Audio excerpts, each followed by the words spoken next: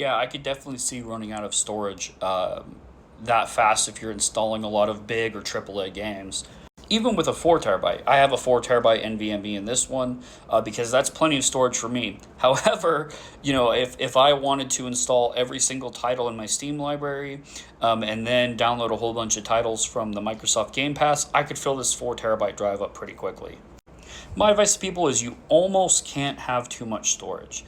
Unless you're getting something crazy like a petabyte, it's probably not going to be a waste of money to buy as much storage as you can afford. Now, with fourth gen NVMe's, I've seen them go up to 8 terabytes. They are spendy, but if you have the extra money to spend on it, absolutely go for it. Get as big of a drive as you can afford to get.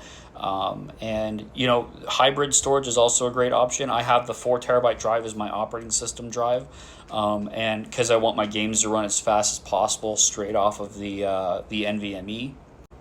But then I also have an 8 terabyte drive as a backup drive because personally I think if you're going to be using a drive to back up files and not just store stuff with, my rule of thumb is generally that it needs to be twice as large as your operating system drive minimum.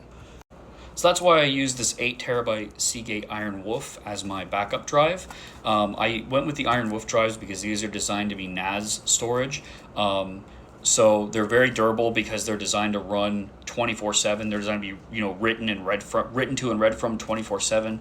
So they're very durable. Plus they're 7,200 RPMs. They are a little bit more than just standard desktop drives. But personally, I think they're worth the extra money, especially for the longevity you get for them, and the fact that they're all 7,200 RPMs, which means that they're a little bit faster. Well, they all are except for the 4 terabyte version. Everything 8 terabyte and above is 7,200 RPM. And obviously, you don't have to go down that route. You could do what you did and just do a 1 terabyte NVMe. I'm assuming it's an NVMe for the OS storage, and then a SATA SSD for the for game storage and app storage and things like that. Which that's also not a bad option as well. And you might not really run into a big bottleneck doing that because games can only be take advantage of so much read speed from your SSD. So you might not really notice that big of a difference.